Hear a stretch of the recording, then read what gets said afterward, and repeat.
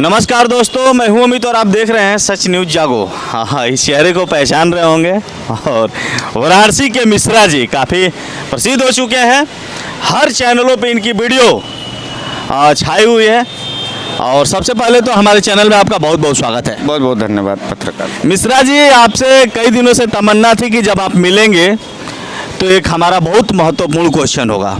उत्तर प्रदेश में जातिवाद को लेकर है, जैसे कोई यादव जी हैं तो लोग कहते हैं सपाई है, कोई पंडित हैं, ब्राह्मण पंडित हैं, ठाकुर हैं, अगर वो हैं तो बोला जाता है कि वो भाजपाई हैं। और आप तो पंडित जी हैं, आप भाजपाई क्यों नहीं हैं? अरे हमारी माँ ने अपने कोख से कलंक थोड़ो नहीं पैदा किया है जी। हम कलंक नहीं अपने परिवार के। हम इस देश के साथ कभी भी गद्दारी नहीं कर सकते। हमारी जो मिट्टी है, हमारा जो संस्कार है, वो अपने देश के प्रति वफादारी के लिए है। तो इसलिए मेरे माँ बाप ने जो ईमानदारी से रोटी खाई, हम दोगले नहीं हो पाए, इसलिए भाजपा ही नहीं हो पाए। बस सीधी बात ये है। आप भाजपा का इतना लगातार विरोध क्यों करते हैं? भाजपा सरकार में, भाजपा को सरकार से हटा दीजिए, हम थूकने तक नहीं जाएंगे भाजपा के किसी ऊपर में। सरकार में है तो भाई विरोध करेंगे। सरकार का विरोध होना चाहिए एक स्वस्थ और लोकतंत्र के लिए। यदि मिश्रा जी अगर कभी आपको भाजपा पार्टी से ही टिकट मिलता है तो आप क्या करेंगे? गुरु उसी दिन सल्फास लेके खा के मर जाएंगे, भाजपा से नहीं लड़ेंगे। माँ बाप के आंखों में एक उम्मीद है कि हमने एक शानदार लड़का पैदा किया है। हमने एक ऐसा लड़का पैदा किया है जो गरीब गुरबों के लोगों के आंखों में दर्द को समझ सकता है, झोपड़ी में जा कर के पतले दाल के दर्द को समझ सकता है, सूखी रोटी को समझ सकता है। हमको भाजपा से टिकट दिलवा करके अडानी अंबानी का कुत्ता बनाना चाहते हैं। हम कुत्ता नहीं हो सकते। हम भाजपा उसी दिन हम फांसी लगा लेंगे, गोली मार लेंगे या जहर खा लेंगे। हमको ऐसे राजनीति नहीं करना है। अगर भारतीय जनता पार्टी से राजनीति करना होता तो सर आप ना हमसे यहाँ बात करते। रूबिका लियाकत जी यही बगल में बैठी रहती, हम वहाँ जो है कैबिनेट मिनिस्टर बन करके ज़मीर को बेच करके आराम से मलाई खा करके मुँह चमकता रहता, 20 सिक्योरिटी रहता। और 1800 आत्मा से गिरे हुए नीच कार्यकर्ता जो भारतीय जनता पार्टी के हैं वो हमारा जिंदाबाद करते।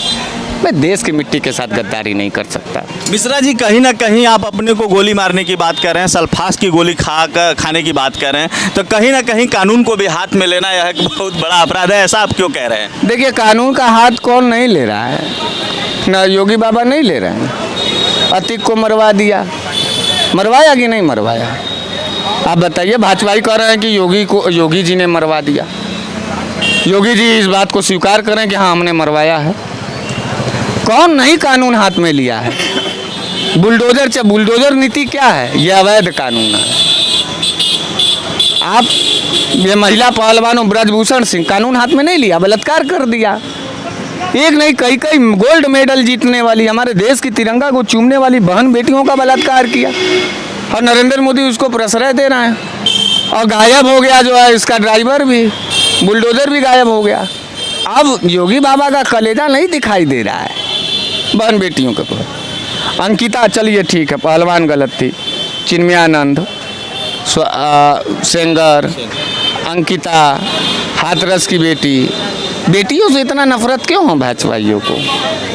बेटियों से इतना जलन क्यों है? और बलात्कार करने वाले पार्टी को समर्थन देना चाहते हो पत्रकार? घर में बहन बेटियां हैं कि नहीं हैं? कैसे नज़र मिलाओगे भाजपा ज्वाइन कर लोगे तो? हम जिस दिन भाजपा ज्वाइन कर लेंगे उस दिन हम अपने माँ से कैसे नज़र मिलाएंगे कि अरे हम बलात्कार करने वाले पार्टी के हैं, हम मोदी जी के समर्थक हैं, अरे हम देश बेचने लगेंगे? अरे गुरु ज़मीर बेचने बचा रहेगा, सम्मान से दो सूखी रोटी खा लेंगे। भगवान किसी दुश्मन को भी भारतीय जनता पार्टी ज्वाइन न कर। मिश्रा जी, आपसे एक और सवाल होगा।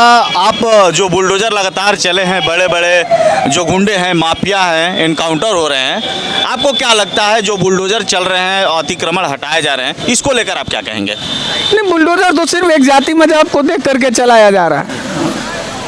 ऐसे भी जातियों के लोग हैं, जिस योगी बाबा जिस जाति से आते हैं उस जाति के कम से कम 27 बड़े माफिया इस उत्तर प्रदेश में हैं। जो जेल में बंद थे वो बाहर आ गए खाली जाति के आधार पर। उनके ऊपर भी अदालतों में मुकदमे हैं और संगीन धाराओं में हैं। वो समाज के लिए खतरनाक पहलू हैं, उनके ऊपर नहीं चल रहा है मुकदमा। तो ये जातिवाद चल रहा है, यहाँ सरकार वरकार नहीं चल रहा है। और योगी बाबा और नरेंद्र मोदी के ऊपर विश्वास करने से बेहतर यह है कि किसी सांप को आस्तीन में पाल रहे हैं, और ये लोग देश के लिए जहर हैं। भारतीय जनता पार्टी सदैव से देश के लिए जहर था। जो गोडसे को मानता हो, जो सावरकर को वीर कहता हो, गांधी के हत्यारे का पूजा करता हो, उसकी हम इज्जत कर पाएंगे? नहीं। हम लोग अपना दल कमेरावादी पार्टी से हैं, डॉक्टर सोनेलाल जी के विरासत से हैं। इस देश में अम्बेडकर के बाद आज़ाद भारत में अगर दलितों और पिछड़ों के हक और हिस्से के लिए किसी ने अपनी जान गंवा दी तो डॉक्टर सोनेलाल पटेल थे। मैं उनके विरासत और विचारों के साथ यहाँ संघर्ष कर रहा हूँ बनारस में। राजमाता कृष्णा पटेल और डॉक्टर पल्लवी पटेल जो सिराथू की विधायक हैं, अभी डिप्टी सीएम को हराया 2022 में। जज्बे और तेवर हमारे बरकरार हैं। सन 2024 में भी पटक करके यहीं से मुंह से खून निकलवा लेना है, खून का बदला खून लेंगे। मिश्रा जी, जनता को क्या संदेश देना चाहेंगे जो जातिवाद को लेकर वोट देते हैं, उनको आप क्या संदेश देना चाहेंगे? नहीं, जातिवाद को लेकर के देखिए, उनको हम संदेश नहीं देना चाहते हैं। हम उनसे यही कहना चाहते हैं कि अपने बच्चों को जब पैदा किए हैं तो उस बच्चों से प्यार करिए। जिस माँ बाप ने आपको पैदा किया है उसके उम्मीदों को पूरा करने की कोशिश करिए। ये योगी, मोदी, राहुल गांधी, अखिलेश यादव, लालू यादव, तेजस्वी प्रसाद, ये लोग जनता के उम्मीदों के लिए नहीं रहते हैं। आपको और हमको अपने अधिकार और हिस्सेदारी की बात करनी होगी। नेताओं का पिछलग्गू मत बनिए, नेताओं का चपरासी मत बनिए। सवालों पर वोट जिसको मन उसको दीजिए, लेकिन उससे सवाल करिए। ये नहीं कि वोट दे करके भी जो है लाठी, पुलिस, जनता वोट देती है। 100 रुपया का पेट्रोल हो गया, अभी महंगाई बढ़ी है, 1200 का सिलेंडर हो गया। इस देश में के अंदर, इस प्रदेश के अंदर, इस शहर के अंदर एक जनता खाली निकल जाए 100 सिलेंडर लेके, पुलिस मारने लगती है, मुकदमा करती है। इतना बड़ा गुंडई करेगा ये, और हम लोग सहेंगे? ये सरकार गुंडई के लाठी के बल पे चलाएंगे? नहीं, ऐसा कभी नहीं हो सकता। हमारे बुजुर्गों ने जान दिया था, और हम काले अंग्रेजों से लड़ रहे हैं। हम इस बात को जान रहे हैं कि देश पूरी तरीके से गुलाम हो चुका है, और मैं जनता को इज्जत नहीं दे सकता। मैं आपके चैनल पे खुल के बोलता हूँ, मैं इस जनता को इज्जत नहीं दे सकता जो पिछले 9 साल से नरेंद्र मोदी को भगवान मानता है। बताओ, योगी बाबा का चेहरवा हनुमान जी से मिलवा रहा था, ये सब कह रहा था कि हनुमान जी है। हनुमान जी है? योगी है हनुमान जी? बताओ। अब देखिए, अब एक बात दूसरा, दिव्य पुरुष थे, बता रहा था टीवी सन 2014 में, और वो चल रहा था सीरियल में कि नरेंद्र मोदी भगवान आ गए हैं, कल की अवतार आ गए हैं। यह कल की अवतार है। देश की संपत्ति बेच दो, देश के बहन बेटियों का बलात्कार करवाओ, देश के किसानों को मरवा दो।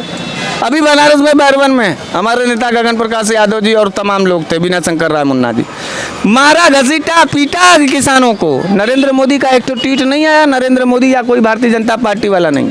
आज सब तो बात छोड़ो, एक स्वाभिमान का सवाल है। नोटबंदी से तो फायदा नहीं हुआ ना।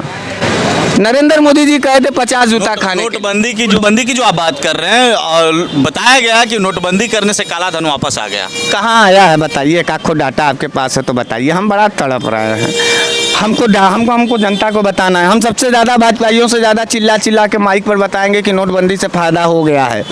बताओ। अभी 2000 की नोट की भी बात चल रही है कि 2000 की नोट भी बंद हो जाएगी तो काला धन वापस आ जाएगा। अच्छा, तो 2000 का नोट बंद हो जाएगा तो अब काला धन अब वापस आएगा, यानी नोटबंदी फेल था। तो जब फेल था, देखो स्टेप बाय स्टेप जो है फैसला होने चाहिए।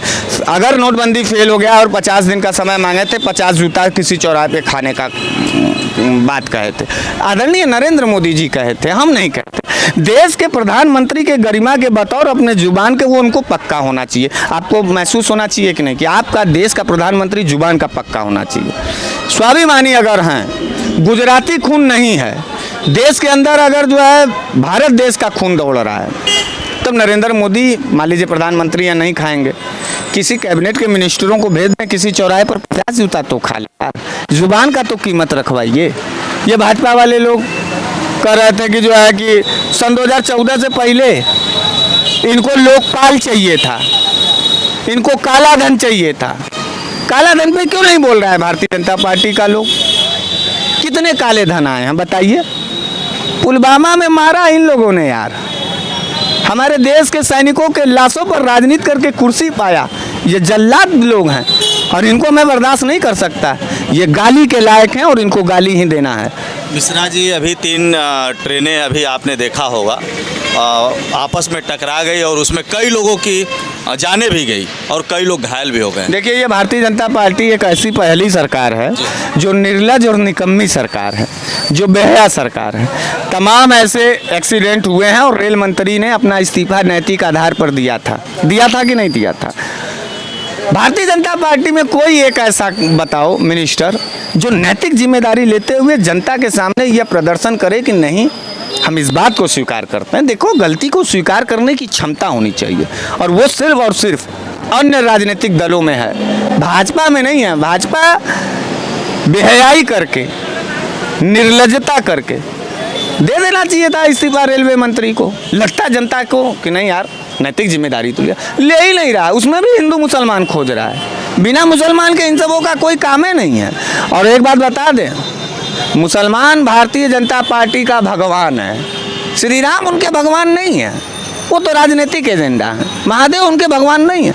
असली रूप में भारतीय जनता पार्टी का एक एक कार्यकर्ता का भगवान अगर कोई है दिल से, तो इस देश का मुसलमान है। मुसलमान ना होता ना तो भारतीय जनता पार्टी किसी देश के किसी जिले के किसी वार्ड में भी ना पनप पाती।